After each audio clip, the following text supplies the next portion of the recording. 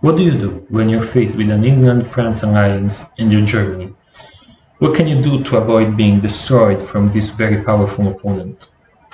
Well, that's a question that I will try to answer in this video, recalling a game that was played recently in blitz format, which means that turns are 5 minutes long and retreats and beams are only 1 minute long without pressing those turns, and that the game ends automatically in 1908 with a draw in which the player with most centers is considered winner. And the more centers you have, the more points you gain. Well, in this game I was given Germany, and in this recollection I will mostly focus on my relationship with France, with England, with Russia, and with Italy, a little bit with Italy, not much with Austria and Turkey, with which I didn't really talk much. With Turkey I think not at all. The viewer can see what happens in the south. I will concentrate on the north. So basically, at the start of every game, as Germany, you should talk with every power, of course, but mostly with France, England, and Russia, and a little bit with Italy. So with Italy, I tried to ask to Italy if they were gonna move to Piedmont in 1901, and they said that they were only gonna do that if Germany and England were gonna open anti-French as well. So I assume England moving to English Channel and Germany trying to move to Burgundy.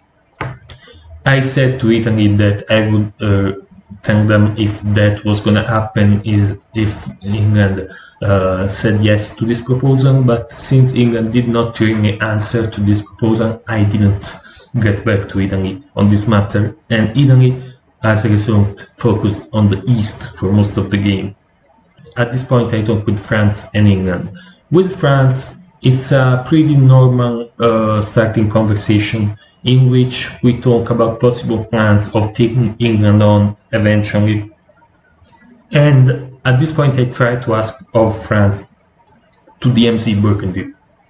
This is because even though as France my favorite opening is the one in which I moved to Burgundy in 1901, I want to try and see if I can get them to move to Picardy maybe, or Gascony, I don't really care where, but not Burgundy, so that my army in Munich can move to Ruhr, and then from Ruhr it can move to Belgium without the fear of losing Munich. Because usually when France opens to Burgundy and Germany opens to Ruhr, then Germany has to decide if they if they're gonna try for Belgium or if they're gonna cover Munich against a possible French player trying to sneak in. But France doesn't respond to this, so I assume not only that they're gonna move to Burgundy, but they didn't even appreciate the suggestion that we might DMZ that center. At the same time, I'm talking with England, and England says that in their opinion, the England-Germany alliance is pretty underrated. They like it and they want to play it, and I agree with both statements. The England-Germany alliance is actually one of my favorite alliances, both as Germany or as England, and yeah, I would like to play with England against France and Russia potentially. So I agree with that, and I say to England, and this is something that I think most German players should say in any case. If you open to English Channel, I'm gonna bounce Russia and Sweden, because the implication is that I'm not gonna bounce Russia and Sweden if you're not gonna open to English Channel. The reason for this is that if you bounce Russia and Sweden, the only place that Russian fleet can go to is Germany. Is try to attack Germany or go back to St. Petersburg or try again for Sweden. So it's not really useful to you. It's just another problem. So usually it's desirable for Germany not to bounce Russia and Sweden and let them have it, so that fleet in Sweden can then attack Norway, which is usually English after 1901. But if England opens to English Channel, clearly stating to Germany, I'm gonna go against France, then you can bounce Russia and Sweden and then England out in the east when the NPO in the west. But England doesn't respond to this. So just as France didn't respond to a proposal of DMZ in Burgundy, England doesn't respond to an idea of moving to English Channel in 1901, which is preoccupying. And at this point, Russia chimes in, asks what's the situation in the West, and I say probably an yes, meaning France-England alliance, and they say that would be rough, mostly for me, but he knows that if I go down, then he's next, potentially, unless one of the two stab the other later on. So I say, you know what, let's be friends, let's not bother each other, let's try to help each other. If this EF is coming, we want to be on the same side. And he says, absolutely. So at this point, why am I already in spring 1901 suspecting that there's an EF coming? Well, first of all, no answers to my proposals. The DMZ in Burgundy and the idea with England opening to English channels so that I could bounce Russia in Sweden. No answers to both proposals. Too much silence. The threads are only 5 minutes long, yes, but of these 5 minutes, France and England are talking with me only for a couple of minutes, maybe less. That means that they're spending most of their time talking to each other, which means that they're most probably conspiring to attack me. And lack of engagement, meaning that neither France nor England seem very interested in attacking the other when I'm proposing that to them. Neither of them seems excited to this idea. They say yes, of course they say yes, but they don't seem convinced. So yeah, this is the reason why I think there's an EF coming. But let's see how spring 1901 turned out. So in this spring 1901, I do the boring German opening with the army to Turkey and fleet in Denmark, and Russia moves to go for Bosnia. England doesn't move to English Channel, as expected, unfortunately, but that English opening isn't necessarily anti-German. It's just neutral, it's not anti-French. But France makes an unusual opening. Not only they support Ben Sancim to Burgundy, which is the exact opposite of DMZ, of course, and they say to me that that move was to avoid me sneaking in or any treachery, which is fine. I don't mind too much about that army in Burgundy, but the fleet is interesting. They move the fleet to Brest, which usually goes to Mid-Atlantic Ocean and less frequently to English Channel, to Picardy, which is not threatening to England at all, but is hell-bent on getting Belgium. In fact, with France, the conversation in this term is basically, yeah, I'm getting Belgium. Now, technically, France can be stopped from taking Belgium, and they can get only one being in Spain. The way to stop France from taking Belgium is using my army in Ruhr and one unit of England to support each other in Belgium to bounce France out. At the same time, Kiel is moving to Holland. But at this point, talking with England is not interested at all in talking about Belgium. He says that France is going to get Belgium. He doesn't see a way to stop them, which is clearly obvious that there is one, even though I should risk Munich. But they don't want to even talk about it. And also, again, they're not talking much to me in these 5 minutes, France and England. They're mostly talking to each other. So I say to Russia, you know what, Russia, you take Sweden. Of course, I'm not going to bounce you. And if you can, next turn, please bring the fleet in St. Petersburg, North Coast, because I need help against England. Russia says, I'm not sure if I can build that fleet in St. Petersburg because I'm not sure if I'm getting Romania. But if I am, sure. Which is fair, completely fair. And at this point I'm saying to Russia, you know what, if you help me, I will help you even win this game if I can get some revenge against this EF, if this is an EF, as I fear. So again, I think that this is an EF because of the French opening, which is very bent on getting Belgium and very oriented against me, and not threatening to England at all. Lack of interest in Belgium from England. Complete lack of interest. He seems completely fine with France getting it, and way too much silence. Even less time spent from England and France talking to me than the previous turn. So let's see what happens in fall 1901. yeah, so basically it couldn't have gone much worse for me. The positive side is that Russia got Sweden and Romania and built a fleet in St. Petersburg, North Coast, so it seems like I have a friend in Russia against England. At the same time, though, I got only one build, which is remarkable for Germany. I didn't even get Holland because England decided to bounce me there. At the same time, France got Spain and Belgium without even supporting themselves into Belgium, but moving to Ruhr, anticipating that I would cover Munich, and so they're in Ruhr now. And they've been two armies, which is not good at all for France. France is a power that should balance fleets and armies. Maybe even they should have more fleets than armies. But having 4 armies and just 1 fleet after 1901 is not good at all. I know that France is attacking Germany now, so they need the armies, but they don't really need 2 armies now. They should have built 1 army and a fleet in Marseille if they want to be friends with England. England that is building a fleet in Edinburgh, which is, of course, not threatening to France at all, only usable against me and Russia. So at this point, France is starting to exhibit some signs of being what it's called a Care Bear or a loyalist, meaning that when I try, even though I know it's probably a losing diplomatic battle, to make France change sides, change his mind about attacking me, even though now they don't even have the means to attack England, even if they wanted to, they only have 1 fleet.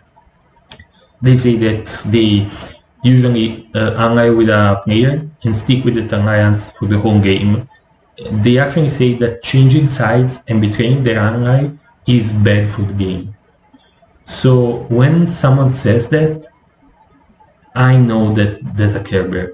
You know, if a player is so loyal that they actually think that when someone betrays their ally, it's bad for the game of diplomacy, that's a Care Bear 101. But they could be pretending. They could be trying to say this to convince me and England, because they're probably saying the same things to England, that they're a Care Bear so that England trusts them even more. Even though their moves and their builds support the fact that they're actually a Care Bear. I actually tend this to Italy about this conversation with France, and Italy says that that's rough. But they refuse to comment me at this point because they're busy in the East, which is understandable but disappointing because I would have liked some help from Italy. And this will go on for terms. I'm just trying to convince Italy to come help me. With England, trying to convince them to change sides, I'm trying to appeal to his paranoia. I'm saying France will build a fleet in Brest and backdoor you and take Liverpool. But England says, you know what, you're probably gonna die, I'm committed to this alliance, I'm not gonna listen to you, which is fine. But England is, every time I say that France is gonna attack them, even though it's nearly not very likely, England says, if France attacks me, I will side with you against them, which is kind of stating the obvious, but okay. So France seems like a Care Bear. England doesn't seem like a Care Bear, but seems like a player that is only willing to attack France at this moment if France attacks them first. So not a good situation for me. So talking with Russia, I say, Russia, I'm gonna tap not C so that you can guarantee Norway. And let's see what happens. And Russia says, yeah. So what to do when you're faced with an EF? Try to convince Italy to come help against France, wrong Russia in an alliance to stop England. That's the best strategy I know, and try to convince England and France to stab each other. So try to break the alliance from within. Of course, this is a very difficult situation when you're faced with a Care Bear and a player that doesn't really see a reason to change sides at the moment. So let's see what happens. First of all, let's see that in my estimation, Russia is my friend at this point, my only friend really, and as symbolized by this shield, and other shields symbolize clear enemies, which are England and France, clearly, without a shadow of a doubt. When Italy, I draw this arrow to signify that Italy isn't an enemy, of course, but isn't even a friend, because even though Italy could be a friend, they're focused on the east, so they're not coming to help me in the west. So in the following turn, as predicted, Russia takes Norway, and I take Ruhr from France, destroying that army in that center, while France supports England in Holland. France, of course, is moving to Portugal, and at this point, I'm always telling England that France is going to stab them, bring the army west and move to Liverpool. With France, I'm using another tactic. I'm saying to France, you're not gonna get anything. I was already saying this last turn. I'm gonna let England take my centers, but defend against you, so that England gains and you gain nothing. And this turn just proved that, because England is getting Holland, is probably getting Denmark, while France can't get anything. So it's clear that France isn't really enjoying the sponsor war in this alliance. And France accused me of being a sore loser. They say nobody likes a sore loser. Defend yourself properly against the both of us, and not just me. And I'm not being a sore loser, actually. This is a legitimate strategy. When you're a central power, or a power which is surrounded by two more powerful powers that are attacking you, usually you can't actually defend from both of them. In this case, if I try to defend from England and France, I would probably lose on both sides. I just don't have enough units. So I have to choose one of the two players from which to defend and let the other do what they please, basically. And I'm choosing France for various reasons. First of all, because I have more armies than fleets. I have more reason to defend against France, more ways to defend against France rather than England. Second of all, in this way, France can be frustrated by the lack of progress on their part and stab England, assuming that they're not actually a care bear like they seem. And on another note, I think that France has more reason to stab England at this point rather than England, that is going great and is gonna advance against me and Russia and top the board potentially. So I explained to France another reason, a diplomatic reason. I say that I am actually defending against France because France is, in my opinion, the better player rather than England. And this means that I have more reason to defend against them, so that they have more reason to stab England, while England is probably never gonna do that anyway. This is what I say to France. So it's a mixture of threatening and flattery. I'm threatening France of defending against them forever and not let them have anything of Germany when England enjoys the spoils. And at the same time, I'm flattering them and saying, I'm doing that because you're the better player rather than England. So you deserve more attention, in this war. And even though France must not have been happy with these statements, my flattery might have worked a bit, because we see that France, after not really liking me, they start to like me more. They seem to notice that I'm not such a bad guy, and after a little bit of back and forth in which France said in following turns that they couldn't trust me, I pointed out that I never lied to France. So it's actually me that can trust France, and they said good point. So this player that values loyalty and honesty is seeing that I'm not actually disloyal in any way. I'm just defending myself as best I can against one of my two opponents, since I can't defend from both. In the following turn, I decided to disregard completely the defense of Denmark and to try to take Holland. And this turn went as good as it gets in this situation. England retook Norway from Russia instead of trying to take Denmark. I took Holland, and I even sneaked in Burgundy.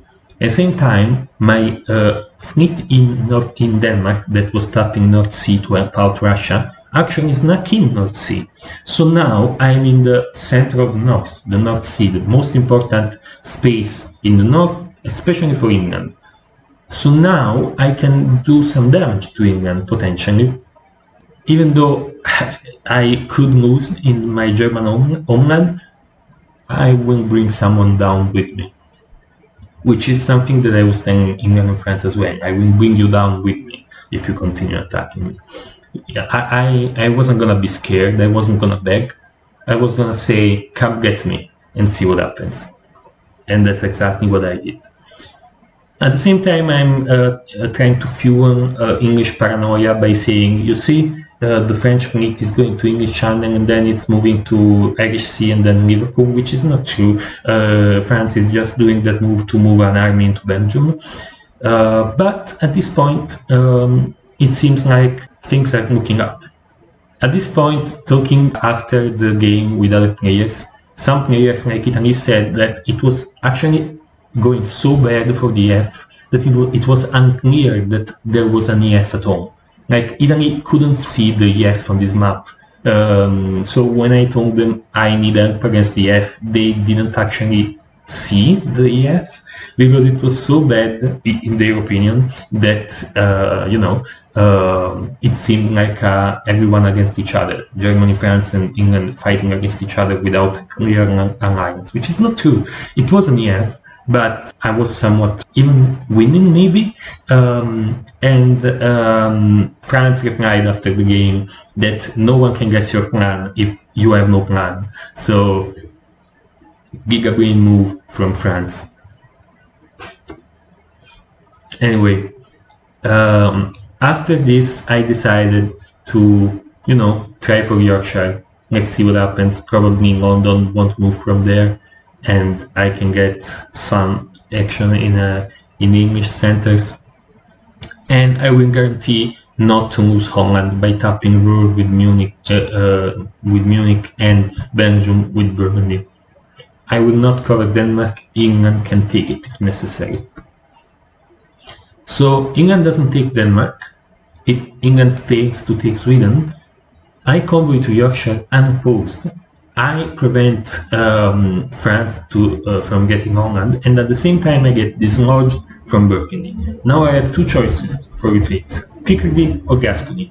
I choose to retreat to Gascony, even though some could say that was the worst choice. But hear me out. Picardy can tap Belgium. So if I'm in Picardy, I can tap Belgium. Munich can tap Ruhr. Kiel can move to Holland. I can't lose Holland. But Gascony is, in my opinion, much more inconvenient for France.